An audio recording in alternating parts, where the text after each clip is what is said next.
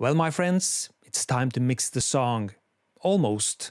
There are a couple of things we have to do first, and one of those things, setting up the physical patch bay with the outboard gear we're going to use. So let's do it. So if you remember back from when we went through the patch bays, now it's time to patch in all my outboard gear for this project. And that's why I've drawn up a plan over what I'm going to use. The outputs of my audio interface going into the SSL mixers, with a kick on channel 1 on the SSL mixer 1, the snare on channel 2 on SSL mixer 1, etc., etc. And what physical output of the audio interface I'm going to use for those channels on the SSL mixers. Now I have 2 stereo auxiliary sends on each of the mixers, that's 4 in total. And I also have 4 stereo returns in total for these 2 mixers. But one of these stereo returns on the first one is occupied by the signals coming from the mixer number 2, so I can't use that as a stereo return for any of the effect sends. So that means I have 3 stereo auxiliary sends I can use for these mixers and 3 returns as well. So that limits my auxiliary sends somewhat, but that's how it is. Since I haven't decided yet on what my auxiliary sends will feed in terms of output effects processing, I'm leaving a question mark on my setup here for the time being. So let's start patching up the physical inputs and outputs we're going to need. And according to my plan, out of my audio interface output number 1 will be the kick drum. So I route that out of the interface output number 1, that's the Orion 32. And that's going into channel number 1 on the SSL mixer number 1. I like to have my kick drum on a fader, physical fader, so I can constantly balance it up against other tracks in the mix. And I'm using a red cable here because I like to have my drums in red. You'll see why in a minute. So I'll do the same for the snare drum coming out of the Orion's output number 2, going into SSL number 1, channel 2. The bass I have in stereo, so I'm using 2 outputs of the interface for that, going into the SSL stereo input number 3 and 4. And I like to have my bass in blue. And the rest of the drums will go out the Orion's output number 5 and 6 in stereo, going into channel 5 and 6 on the first SSL mixer. So there we have the drums and bass hooked up physically in and out of the patch bay. So now I'll continue to patch in all the other instruments as well, going out of the door, out of the audio interface through its respective outputs, and into the relevant channels on my SSL mixers according to the plan I drew up, which I showed you previously. So in my case, my patch bays are set up mostly as through connections. It's more flexible for me. Since I only have 12 input channels for my instruments, vocals, etc. in this mix, in this project, I've set up my audio interface, the Orion 32, with 12 physical outputs this time. And here they are. I've patched up all the inputs and outputs from the Orion 32 into the patch bay and out to the SSL mixers. And they're all color-coded. I use the same colors every time, and if I had to troubleshoot anything, let's say it's a problem with some of the drums, I know that the drum signals are only going out the red cables. So this is a great advantage when it comes to troubleshooting if there's anything of that happening down the line. Well, that's some of the physical routing we have to do. Now let's set up Cubase and the converters and everything going in and out to make this work. And here we are inside Cubase 11 Pro, which we will use to mix this song. First, I have to set up my audio connections. I'm using the Orion 32 from Antelope Audio, and I've set this up so that every physical output of the interface have both a mono output, but I've also paired up each outputs, like 1 and 2 is stereo output 1 and 2. In addition to output 1 and 2, also having their respectively mono channels output 1 and 2, etc., etc. I've done this for all the physical outputs and inputs of my Orion 32 in this audio connection setup within Cubase. The Orion 32 also have a very powerful virtual patch bay setup where I can route things in and out pretty much every way I want it, very flexible and very powerful. And like many other high-end systems when it comes to audio interfacing and converting, inside the Orion 32 I can also have a set of plugins processing going on, which I can route to individual channels within the Orion 32 infrastructure. That way it won't eat up CPU power from the DAW you're using. The processing power is done inside the Orion 32 in this case. I'll show you more of this when we mix the song later. Now it's time to set up some tracks inside Cubase. And I'll start by adding several group tracks. Group tracks are tracks which I can use as global tracks for several separate tracks later. I'll get back to that when we start mixing the song. For now, I'll just make those group tracks. The first one is called Drums. And group tracks can be color coded, and of course I will use the color red since I like to have my drums in red. I will also make group tracks for some of the most important drums in the arrangement, like kick drum, snare drum, and toms especially. And I'll also make group tracks for each of the instrument categories, like guitars, bass, synths, vocals, etc. So let me just speed up the process here. And in my ordinary Cubase template, I have this set up already, but I think it's important to see how I structure my sessions. So that are the group tracks which we're going to use and need for this project. Now it's time to set up the relevant folder tracks. And folder tracks, they don't do anything. They are just folders, so I can keep my session tidy later when I add a lot of different separate tracks.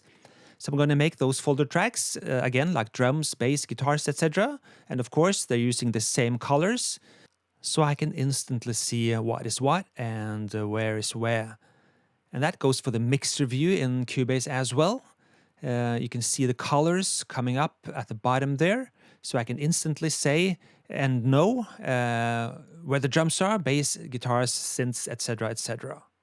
At this point, I usually start setting up what effects I'm going to use inside Cubase. It's not enough with the output effects we're going to use. I have to use effects inside Cubase as well as plugins. So now I'll just start setting up some of the effects I know I'll be using. And let's start with my favorite reverb plugin, which you know by now is Valhalla Vintage Verb. We're going to set up 2 instances of that, I think, and the first one will have the very nice hall reverb on it. I'll just adjust the decay time slightly and set the pre-delay to around 80 milliseconds. 80 or 160 milliseconds will be perfect for this song. Another effect that I always use is the micro-pitch slapback delay from the Eventide H3000. Now, I've had the hardware unit for years, I know it very well, but I think the plug-in version sounds fantastic, so I'll use that in this session today.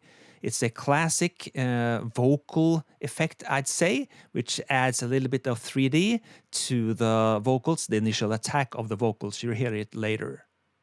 It's always a good idea to name things properly from the get-go, as tracks starts to build up, like folder tracks, group tracks, separate tracks, etc. Do this from the get-go, and it'll save you some time down the line. Let's do another effect going. Another effect I'm really keen on using is the dual pitch shifting, again from Eventide. I use this a lot on background vocals, sometimes on the main vocals as well, and on guitars. We had some of this going on some of the tracks we exported from the previous DAW, but I like to set this up as well in this template because I think we'll use it on some of the separate tracks later. So that's 3 effects going now. We'll name it, of course. And let's do one more. I think we need some flanging going on. We have some synth tracks that will benefit from a little bit of movement, I think, maybe going from left to right, etc. So again, we'll turn to Eventide for some classic flanging. So let's set that up. So that's 4 effects going now. I can always add more effects later as we chew our way through the arrangement and listen to what we have. Now I'll save the project, the template, the session, whatever, and we'll start importing the audio tracks from the previous DAW, and now the fun begins. And here's the folder with those exported tracks from before. Some of these are in mono, some are stereo. That's why I used the letters M or S, so I can see what is what.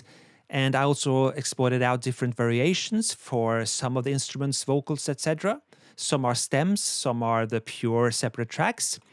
So now I'll start by importing one of these separate tracks, which I think is the best ones to have in our new session here in Cubase for mixing.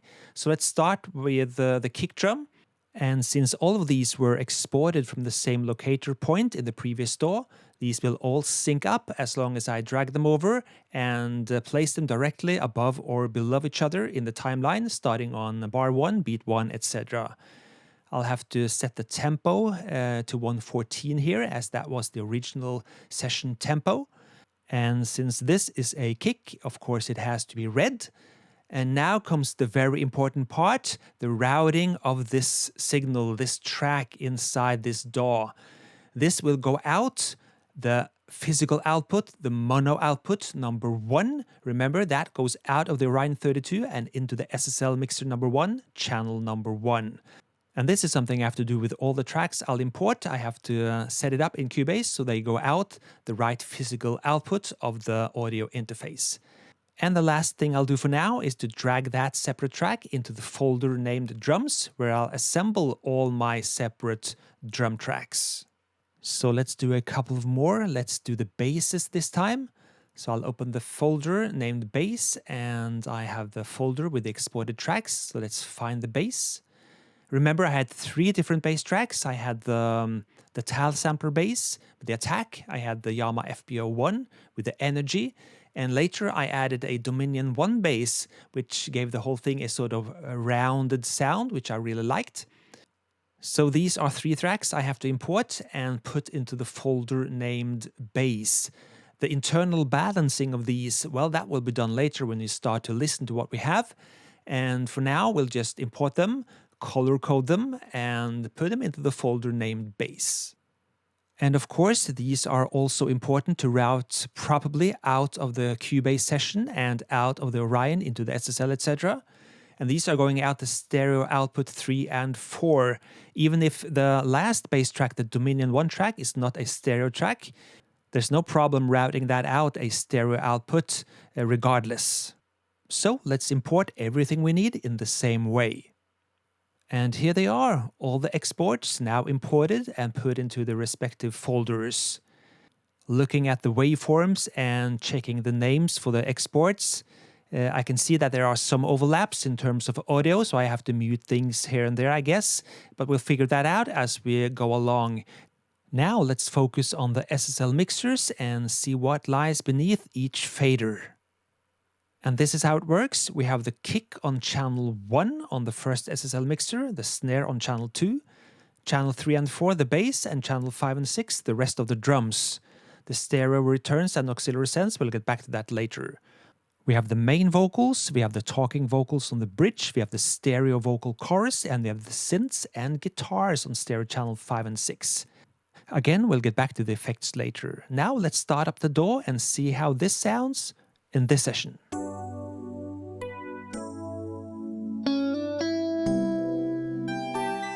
Of course, except for the synths that were exported wet, this will now sound very dry because we haven't got anything going yet. Now we'll season to taste and see what's needed in terms of more compression, EQ, effects, etc. I'm also pushing a couple of buttons here and there now, but this will only affect the monitoring, so I'm just listening to separate tracks. You won't hear it as it's going out the stereo output. But I'll mute some tracks so you can hear something going separate as well. Can I go back? Can I go back in time? I wanted more. I wanted to say so much. I wonder why we didn't make it through.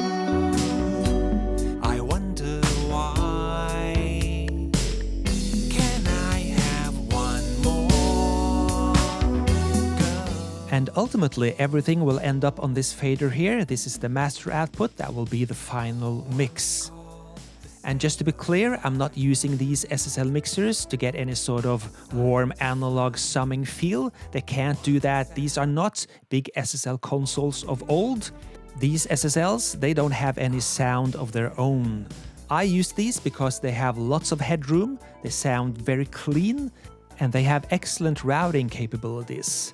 So in total, they give me that old school feel when it comes to mixing. I can use my fingers on some faders, and that makes me very happy. Now it's time to turn our attention to the auxiliary sends and stereo returns of the SSLs and the patch bay. And now you can see the patch bay is starting to grow in terms of the number of cables.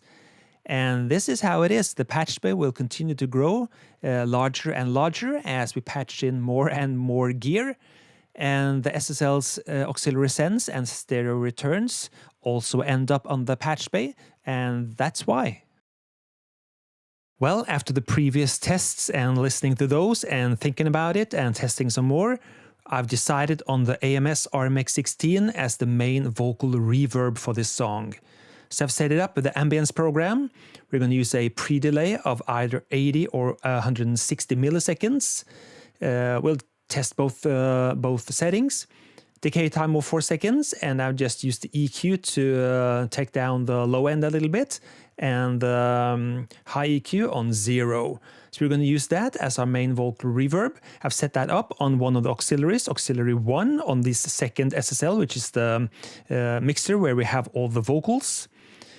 And on the other auxiliary send on this one, I have the delays, the TC2290, doing the vocal delays for this song. So this is all happening on this mixer here. And again, this is piped over to this first SSL, where we have the drums and bass, etc. So these has the vocals, the guitars, and the synths. What else? Well, I've used this EQ here as a vocal EQ, so the main vocals for the verses and pre-choruses has been patched in through the patch bay on this EQ here, while this EQ is doing duties for the snare drum on this mixer here. I felt I needed a little bit of EQ to make the bottom end a little bit more meaty, so I'm using that channel for that. I'll demonstrate this shortly.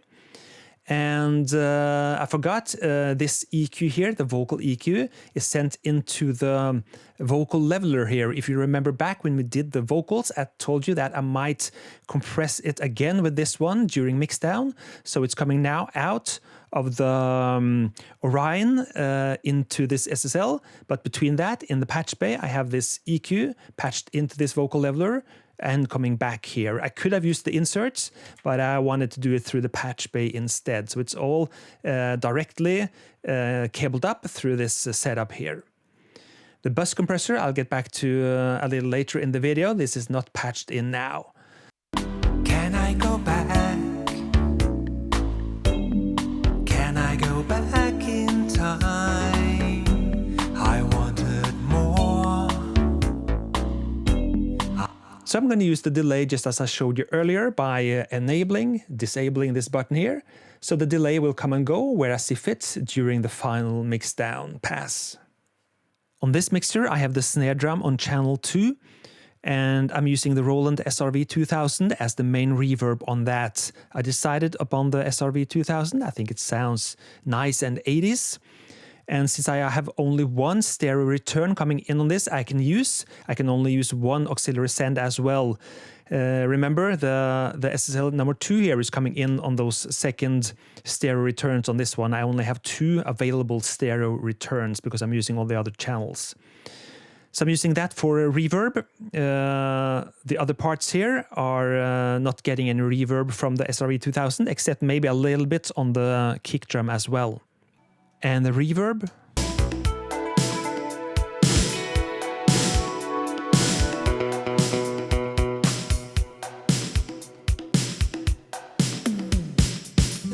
When you hear my call, feeling lost in time, pick up the phone. Not much, because the snare drums themselves have a little bit of resonating, so it doesn't need much, just enough.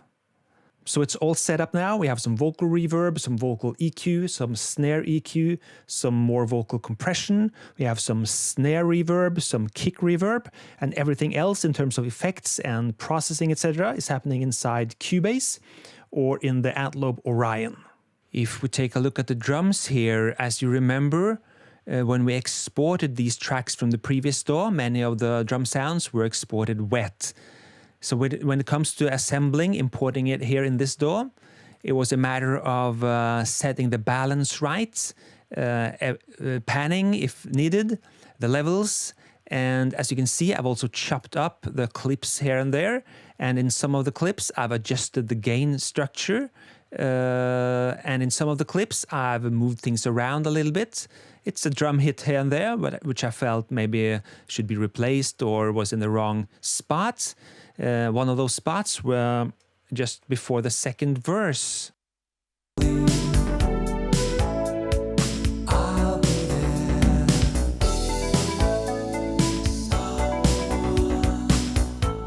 If you check out the tom sounds now, right here.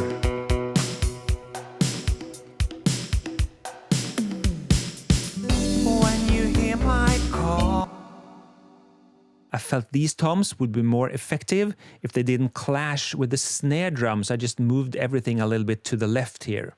The tom sound itself, again, if you remember back, I told you that I might end up replacing this whole tom arrangement or tom sounds, but I've ended up using them exactly as they were, except for that little part being nudged somewhat. But I had to do something about the tom sound itself. It didn't cut through the way I wanted.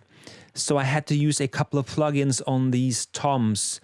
So I used a little bit of EQ from this great plugin called the 80B EQ from Trident. If you've used those old Trident consoles, you'll recognize both the layout and color of these buttons, knobs. But you'll also recognize the sound, very glossy, and it just sounds nice. I highly recommend checking out this EQ. I had to use that, and I also had to use a little bit of this punctuate transient plugin to really let through the very initial attack of those toms to make them really pop. And I had to use a little bit of imaging as well as the exported and now imported stereo tom sound were a little bit too left centered, so to speak. So I had to just nudge everything a little bit to the right to even out the total balance of those toms. So it works much better now. And for the rest of the drums, it's really a matter of balancing everything like I told you. They sound pretty nice as they are. Again, the snare is now receiving external reverb. I've done nothing with the kick so far. I have to wait until the very last minute if I'm going to take off some top end or shave off some bottom end, because I have to make it sit well with the bass track here, and that's an ongoing process up until the final minute where I decided now it's time to do the final mix down. So those kicks and bass will be constantly moved around in terms of level and balance until I feel it sounds right. There's no right or wrong here in terms of when you do what. I just work my way through the mix, and right now I'm just showing you how I did it. So that's the drums, the bass, nothing going on at all here except for some levels adjustments. It's 3 different bass sounds, as you remember, and it will be a constant fight between those 3 parts, how the bass will end up sounding. I don't think I'll add anything at all to this bass in terms of a chorus or reverb or anything. It's sounding nice just as it is. The guitar sound, well, I've done a lot here. I have chopped up things, adjusted gain structure, muted parts. Everything is going through some Valhalla, Vintage Verb, the very nice hold program, very long decay time, the pre-delay set as on everything else, around 80 to 90 milliseconds.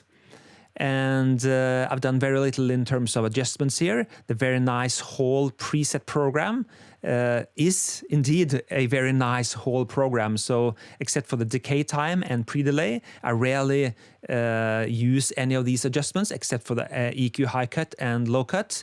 So the guitars have now been balanced and panned. So the guitar parts from the guitarist is panned left, and the guitars from the sampled S900 Akai is panned right.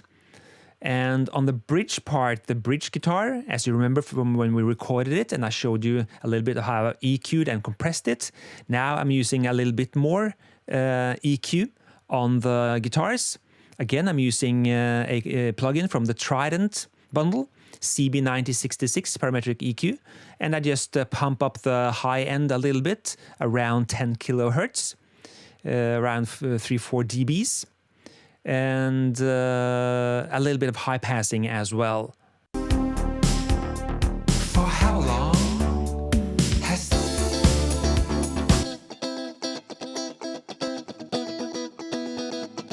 That's without the extra EQ.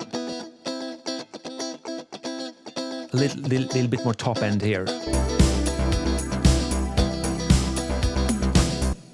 And that's pretty much it for those guitar parts. In the synths department, you can hear it right now actually. In the bridge part, I've added a little bit of the Prophet 2000 strings, which I previously had muted, but now I've put that back on.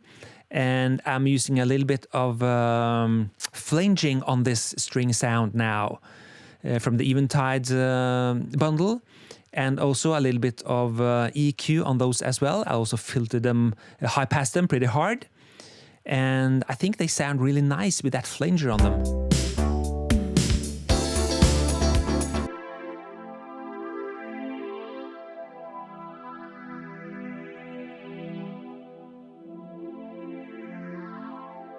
Really nice classic flanging sound. So that's new, I guess. And again, it's just a matter of balancing things out in terms of level and pan. Most of these were exported wet, as you remember, so there's very little to do except for even more high passing when necessary, and balancing, leveling, pans, etc. And the vocals, again, most of these were worked on in the previous DAW. Some even exported wet, like this talk part in the bridge. The chorus parts I've just taken away a little bit in terms of vocal edits, some even more plops and clicks and noises. But I've also added 2 tracks here. The very last one, Surprise Ending, I will not play that for you. This will be a surprise for when you actually hear the released song onto the streaming platform, so you can listen to that then. So that will not be heard in this video, in this series. That's a surprise. But I have a track here called Sugarcoat, and if you listen to the chorus parts, I have a little bit of new vocals recorded.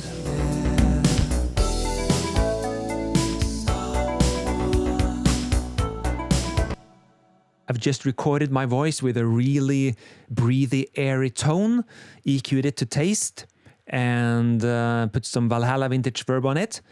And I felt that the chorus needed a little bit of texture here and there, which wasn't there before.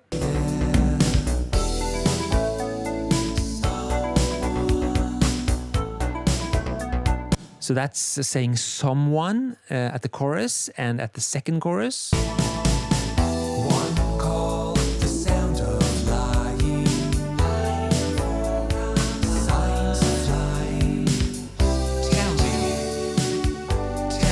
Same thing, it's adding just a little bit of texture and counterpoint if you want. And the final chorus.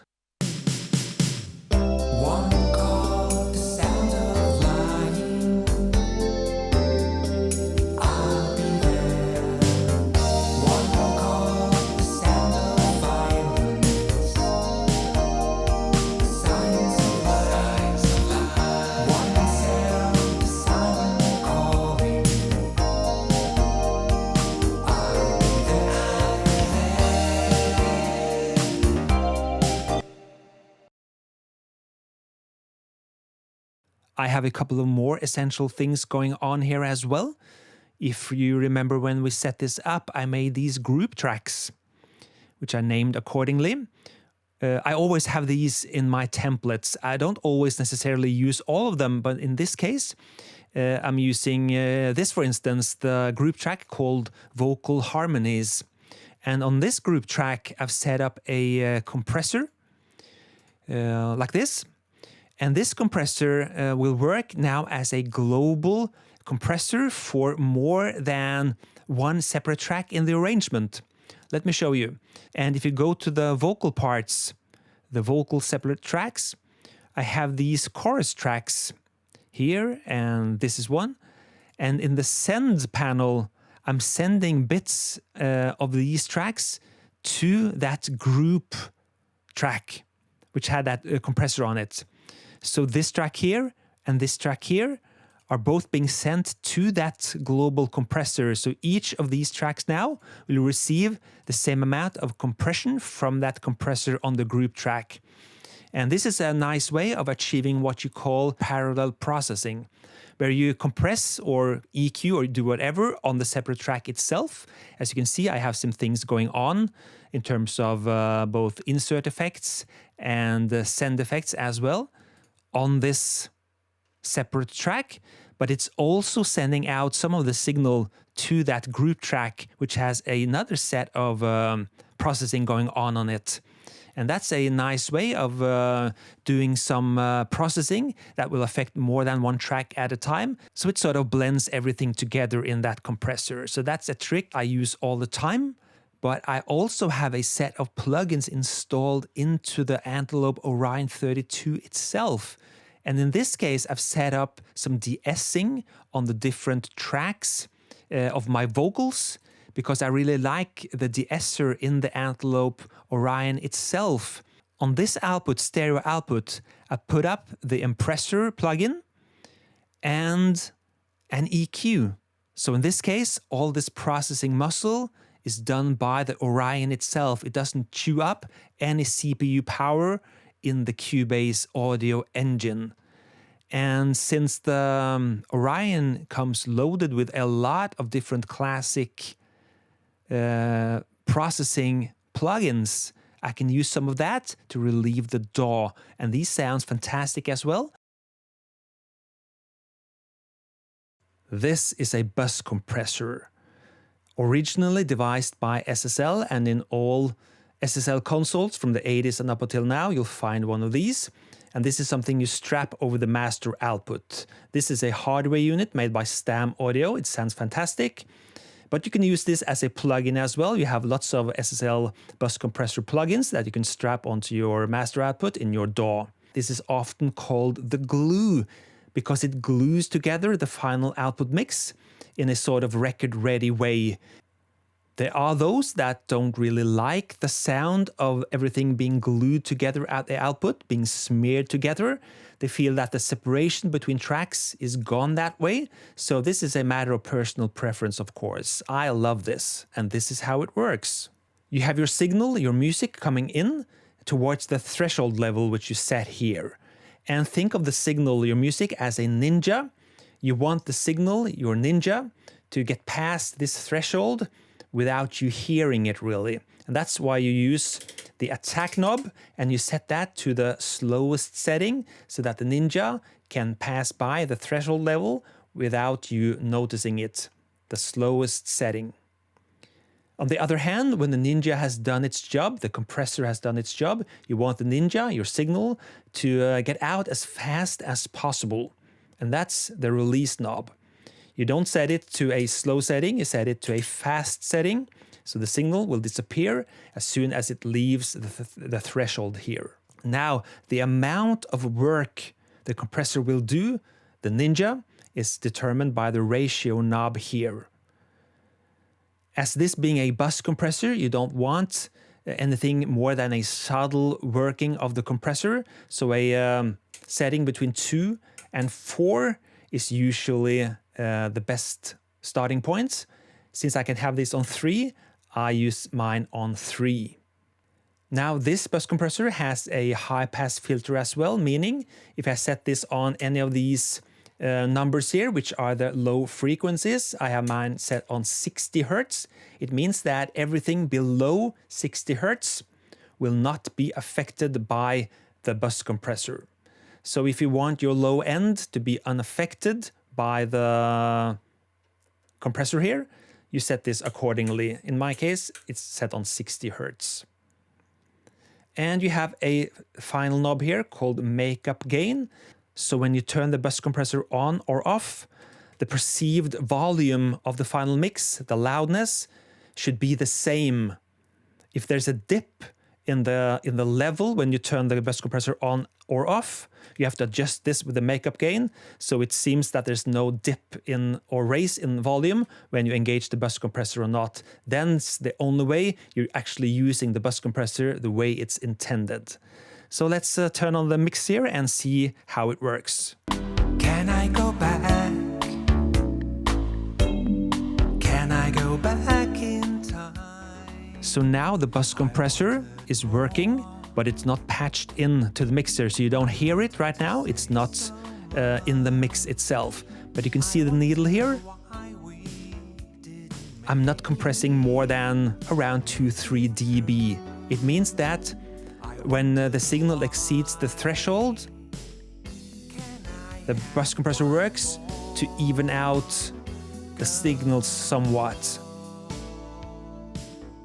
So let's do some A-B comparisons and see how it sounds. Can I go back? Can I go back in time? I wanted more.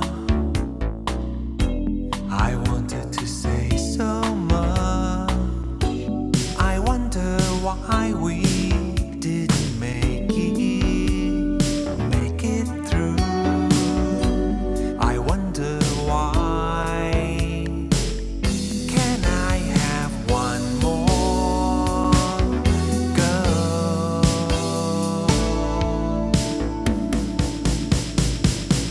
One call, the sound of lying, signs of flying. One sound. So what do you think? It does glue everything together somewhat. I think the low end and the bass and the kick comes together in a nice way using the bus compressor. I think it really adds something nice to the mix. This is actually a very useful tool as well. This is a spectrum analyzer. This is a very cheap one. It's not very accurate, but it can still give me a nice representation of the frequencies within my mix. And I use this to compare with other commercial mixes from the time to see if my frequencies are in the ballpark of where they should be.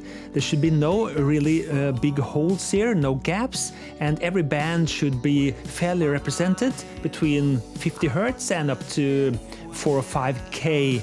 The energy of the track is around 125 Hertz to 250, 300. And this being an 80s mix, I don't want too much in terms of low end. I will have to filter out some in the mastering process coming later. And I use this a lot, even though it's very cheap and not very accurate. In theory, if you know your spectrum analyzer and know your frequencies, it should be possible to mix a song using only the spectrum analyzer with no monitoring at all. Maybe it's a challenge for another video? I don't know. Well, we've never been closer to actually mixing the song than right now, but there's still one thing we haven't properly discussed and talked about, which is very crucial, and that is the monitoring situation. Behind me here, I have my trusted M-Audio BX5s. I've mixed on these for about 20 years now. I used to mix on the Yamaha NS10s, but I sold these off a couple of years ago.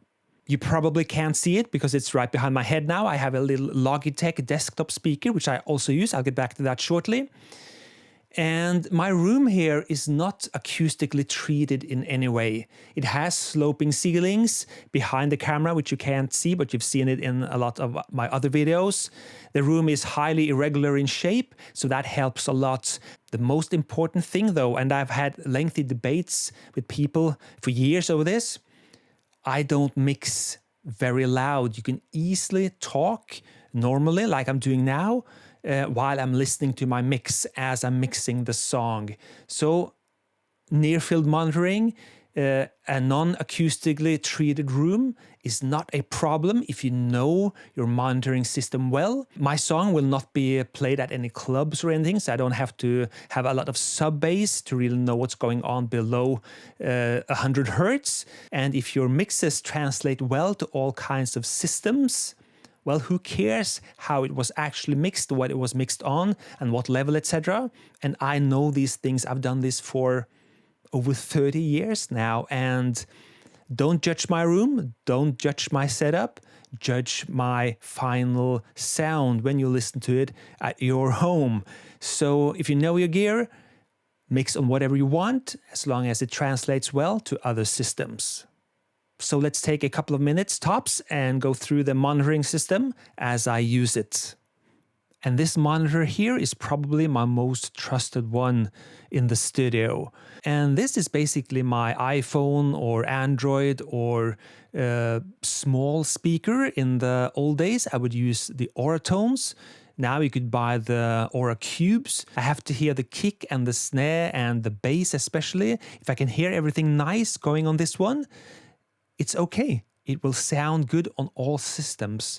So what I'm usually doing, I'm enabling the mono switch on my SSL, and I'm monitoring pretty much everything in mono throughout the entire session. I pan everything in the DAW, etc., left and right. And because I have the mixer in mono, I can always tell if my pans work out all right. If things disappear in mono, the mix is not working. So I mix and pan level everything inside Cubase while I'm listening in mono. And finally, when I'm satisfied with how everything sounds in mono, I turn on the stereo monitoring. And in 99% of the times, at that point, the mix is done because it sounds glorious in stereo if it sounds good in mono. And again, I mix at a low volume. Of course, I do reference my mix in the headphones as well, and I'm using the Beyer Dynamic DT770 Pro 80 ohms because then I can use them on pretty much every other type of gear as well for monitoring. It doesn't really matter what headphones you use. The most important thing is, again, that you know them well, you know how other mixes translate over to this pair of headphones, and I'm going to stick with those. And finally, with everything in place, now it's time to mix. So now we'll do one live pass. Everything is set up. What I have to remember is turning up this fader here for those last choruses. I have to enable and disable this delay on the main vocals during the verses and pre-choruses. Other than that, it's all set up in the DAW. And I have my cheat notes here if I need to look at them during mixdowns. I put them aside. And let's start the song from the top, and now we're mixing in real time. I'll adjust the monitoring to taste. Like I told you, I don't want to mix too loud. I'm also mixing in stereo now.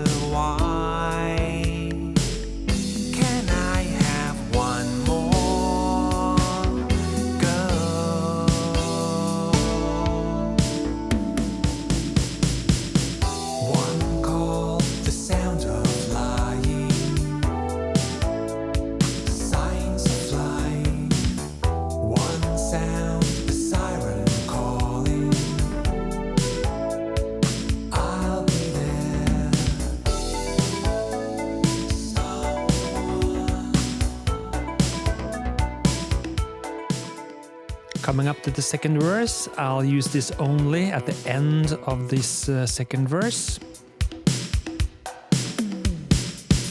When you hear my call, feeling lost in time, pick up the phone with a smile. I wonder if we're gonna make it back to 85. Will our worlds collide? Tell me, will they? One call, the sound of flying, signs of flying. Tell me now,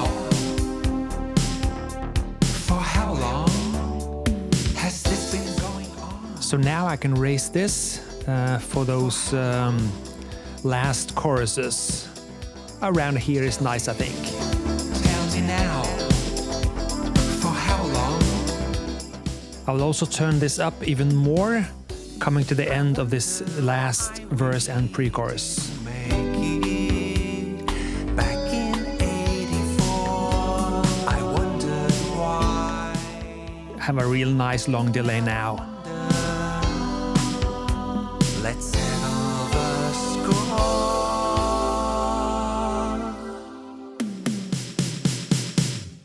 One call, the sound of lying. I'll be there. One call, the sound of violence. Signs of life. One sound, the siren calling. I'll be there.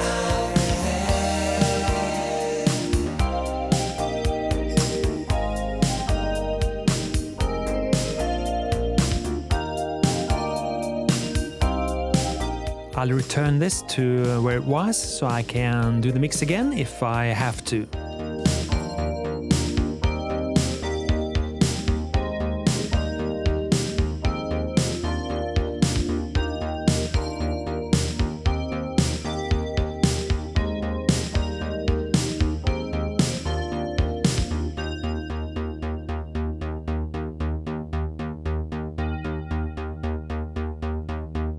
And there it is, we have it. Now, back in the 80s, and especially if you had a record deal with a record company making all the decisions, it was very common to mix the song with alternative versions. Like you had one with the vocals raised 1 dB, one with the vocals lowered 1 dB, one version maybe had the snare raised 1 dB or lowered 1 dB, etc., etc. And sing-back versions, playback versions, etc., with or without background vocals. I'm going to do some passes where I do that as well. So we'll just have different versions to decide on later when we're going to master the song. And that will be in the next episode, where we'll also look at some other things we have to do before finalizing this project. So see you there. Cheers.